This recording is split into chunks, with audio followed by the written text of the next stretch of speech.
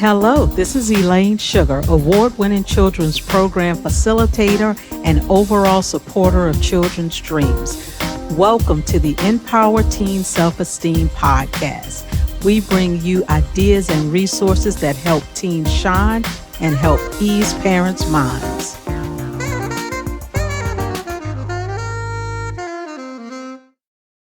I want to thank everyone for joining me for this episode of Empower Teen Self Esteem. It is my pleasure to introduce you to Joel Holc, who is a learning disability energy coach. We are going to learn exactly what he does, learn a little bit about how he does it, and also learn how you can get in contact with him. And also a very special book that he wrote that he's going to tell you about. So, welcome, Joel. How are you? I'm so thankful. Thank you very much for having me here. It's great to be here on your show. Well, thank you for being here. And you know what? You do such important work. So, can you just take a few minutes before we get into our discussion just to let everyone know a little more about you and exactly what you do? Sure. So first of all, happy Mother's Day to all the beautiful mothers out there in the world today. The ones are here with us and the ones that are in heaven watching over Yes. us. So happy Mother's Day to all the beautiful mothers out there. Uh, my name is Joel Holc. I live in Pittsburgh, Pennsylvania. I grew up in Israel, moved to the state in the early 90s.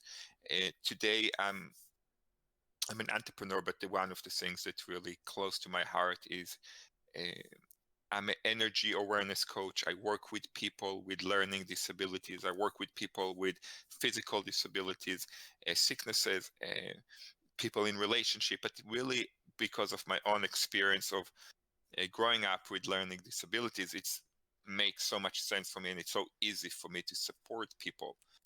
Um, young adults, teenagers, and adults that actually have learning disabilities. Disabilities are not over once we're finishing school. Exactly. The school is only the preparation for us for life, and then we have to live life. But the attention that I got as a student was completely different. That once I finish school, my challenges and my struggles in life did not disappear just because school was over. So there's not support, and it's most than anything else, it's not as much the actually learning disability that is the issue that we're carrying on. It's the emotional and subconscious memories that we carry from experiencing life with learning disability. That this is the Wow. price, the biggest price that we're paying. It's not the what is the disability is, but really is what the feeling, the emotions, and the scars in our soul that happen from life. You know what, Joel? That is so profound. And I don't think I have ever heard anyone make that distinction and define that that's the true challenge.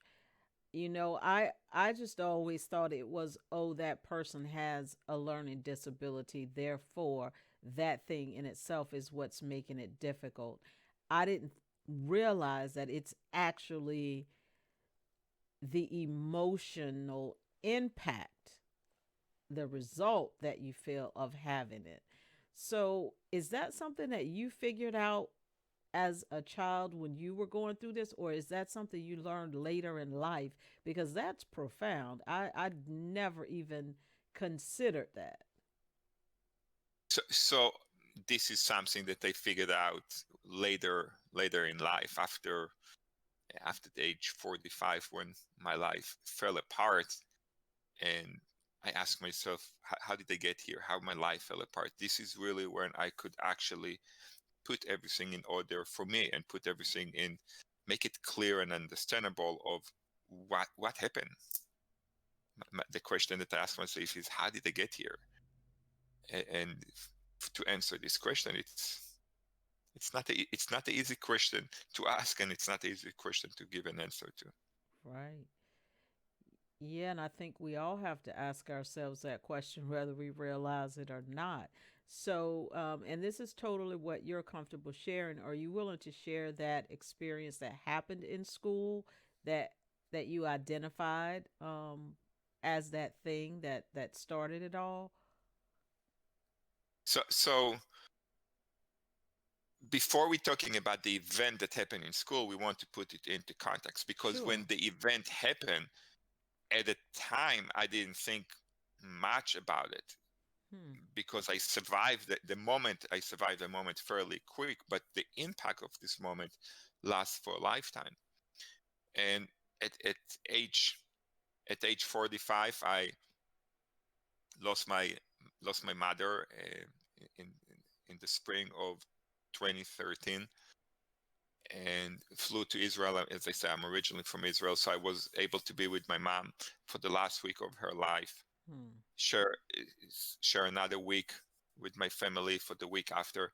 Came back home to Pittsburgh, and the following day, my wife at the time say I'm leaving. So within a week time, I lost my mother and I lost my wife, and this was Wow. my second marriage, and it was, say, painful. This is an understatement. I really lost the drive to live. I couldn't Mm. sleep. I couldn't eat. I couldn't work. I couldn't function. I couldn't.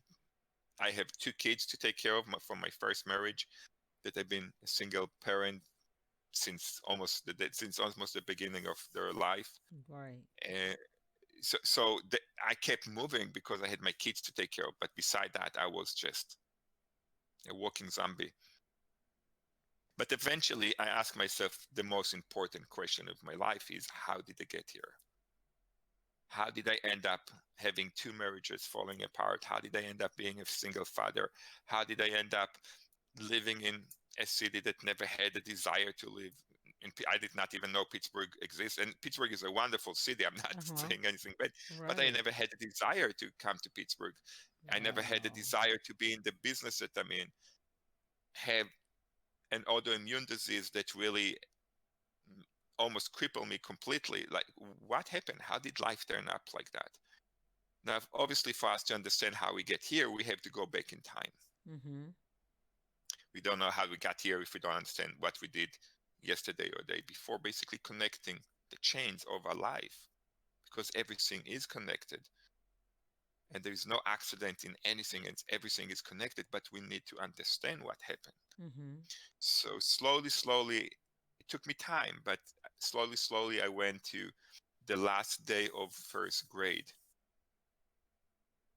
And this is the day that we finish school, and the teacher walked around the classroom, gave all the kids the report card for finishing the school and the diploma for welcoming to go to second grade, finishing first grade, and welcome to go to second grade. In my report card, where it say welcome to go to second grade, there was a black marker. I say you finish first grade, but you have to do first grade again. At that moment, the only logic that I had as a 7-year old, the only thing that makes sense is smart kids going to second grade and stupid kids have to do first grade again.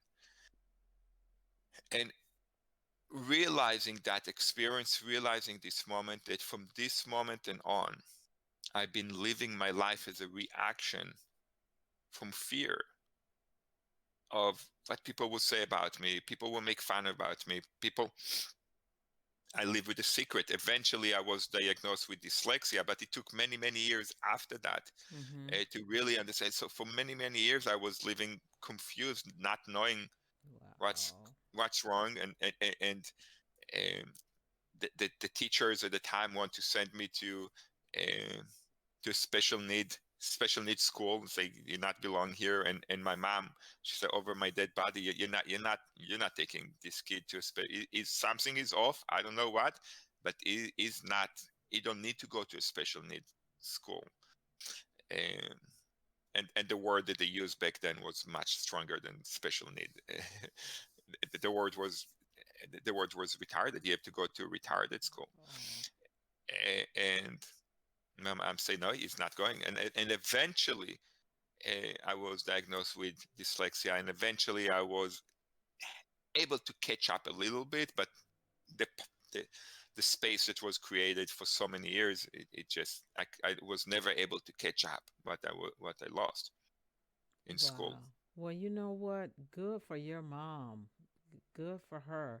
And, you just shared a lot for our benefit. And so I thank you for that. I just wonder, you ended up experiencing all these things, going back and figuring out what happened and able to put it into perspective. But in the meantime, when you're a child with a learning disability, and we could have some of our teens listening right now, some of our parents listening right now, when you're actually going through that as a child, what kind of advice can you give parents and children so that you understand that you're learning, you'll have to learn in a different way, but it does not mean that you are not smart. It does not mean that you are not valuable. You need to separate that challenge that you have and find a way to learn that's different from maybe other children, but just make sure that you don't interpret that and receive that it means that you are of less value than someone who doesn't have a learning disability. Can you just maybe offer some advice to teens and their parents around how do you work through that during your childhood years? So I can share my experience, and I can share experience that I've seen with people that dealing with this in multiple ways. Please. The the the biggest invitation that I can have for the listeners, if they are parents or they are kids, is do not keep it as a secret. Because when we keep it as a secret, usually we're keeping things that they are wrong as a secret. If we have tremendous amount of success in something, Mm-hmm. if we're getting 4.2 in school, we're not going to keep it as a secret, correct? We Right. will tell everybody that this is what we're doing. But Mm-hmm. if we completely fail in school, we're not as easily going to share it with everybody, because what we look like as a bad things, we keep them as a secret. What they look like as a good things, we share with everybody. So my invitation is that do not keep any disability as a secret, because then the extra weight that we Wow. carry is tremendous. Today I talk about my dyslexia as what I had for breakfast, what I'm going to have for dinner, and I have dyslexia. But for so many years, I will never tell anybody about it. I remember the first time that I told another person that I can't read and write. I mean, it was such a relief energy just to let it go. But it took me 20 years after that to really be completely free from that. So we all unique in many, many ways. And every person have some challenge that they will have to go through their life. There's no way to live life without any challenges. Some people have challenges that are physical, some people they have emotional, some people have learning disabilities, some people, whatever it is, we always have stuff that we have to overcome. And for those of us that have learning disability, we have this opportunity to grow from these challenges. It's not going to make you better or worse. It's not. I remember they used to tell me every time, hey, this person have dyslexia. This Albert Einstein had dyslexia. It doesn't mean anything. But as experience of, Mm-hmm. think about it, going to school for me, it was 13 years, from going from first grade all the way to 12th grade, and being terrified for 13 years straight that the teacher will call me to the front of the room and say, Joel, Wow. can you please read what is on the board? Can you please share your homework? I was never able to do that, but I was always on guard, because the last thing that I want to do is be embarrassed in front of the classroom and not Wow. able to read. So if we're talking about who we are and what we are, this is where the freedom that we have in my book, there's a paragraph that they talk about, and the chapter that they talk about is the willingness to be vulnerable is the access to freedom. Wow. If you willing be yourself of who you are, this is the only way for us to be completely free. Because if we always carry this secret, if we're not willing to be vulnerable, if we want to keep this secret in guard inside the eggshell, we always got to Mm. carry extra weight. So, and I'm not saying that any of our parents are doing this, but I just wanted to pause with that point for a minute because you mentioned that it's an extra weight when people don't know. So, if we have any parents out there who have learning disabilities themselves or their children have learning disabilities, and you are hiding that, that's an additional weight. So the child already has to work in a lot of cases through an education system that is really not designed for them. So they have to come up with all these workarounds and these different ways. And I think we're better today than we were back then with helping children with disabilities, but yet and still our education system was not designed uh, from the beginning to uh, make sure that we are inclusive and making concessions for children who have disabilities. So I would just say I understand that some parents might not have shared it, but I just want you to consider, and it may be a protective thing. You may, be doing it as protection, but I hope you will consider, because that's the purpose of the show, is to introduce ideas and things for you to consider. Just consider that your child has this additional weight because of the emotion that they experience as a result of their disability. And then that secret can be adding an additional weight. So I think that's a profound point, and I just want to make sure that our parents take that into the things that they will consider. Yeah, and obviously they have their children's best interest in mind. Exactly. And they don't need to go on Facebook and say, hey, this is what my son or my daughter are dealing with, but making sure that the kids know that they have a safe place Right. to talk about it and to experience not as much of the actually physical struggle. It's the emotional struggle that, generally speaking, is not spoke about. And today, I know that today the help for people, and we probably don't even have to call it learning disability no more. It's just people and kids that learn differently. Right. And and today there is so much more tools, and there's uh, so much more available for everybody to learn. However, the emotional impact can last for way longer than the actually school years, because this is what's sourcing us to do what we do.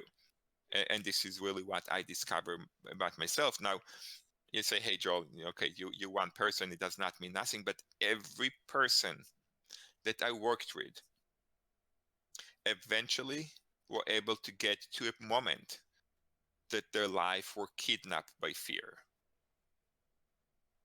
There is just make no different what is the background. If they dealing, it could be a one word that our mom or our dad told us when we were 4 years old, Hmm. and it's reshape our life. And our parents did not even say what they say with any bad intention, but they just say Right. one thing, and it's already completely um, reshift our the rest of our life. Words matter. Words matter.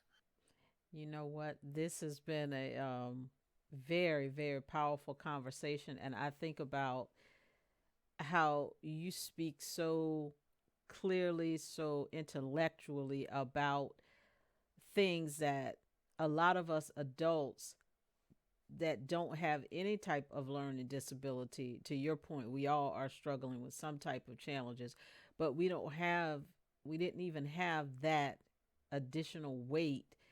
And I don't know how many of us can talk this profoundly about understanding who we are and the things that impacted our lives to get us here. How many of us have even asked that question that you asked yourself that took you back to the second grade?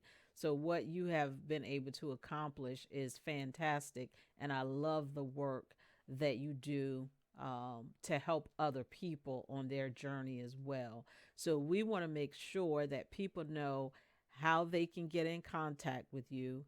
Do you want to just do like a 1 or 2 sentence summary of what the eggshell effect is about, and then make sure that you let us know exactly how we can get in touch with you? Sure. So the actual effect, this is the book, Good okay? shot. Mm-hmm. Um, and it's an active book. What does it mean is my commitment for people that they're reading the book is to able to answer the question, how did they get here? Mm. This is my commitment in the book. Now, and the reason that I say it's active book, because in the end of each chapter, there is an opportunity for the readers to write their own story. So not everybody have to do it. And there's people doing it in all different ways of how they do it. And it's really about my life story. And I've been blessed with so many obstacles throughout my life that I experienced so many things in my life. So I share about all my experience, but once I share about my experience, I also going deep into almost my subconscious mind of what caused me to do the things that I did, and share them, and then basically let people um, write their own story, write their own, get their own freedom.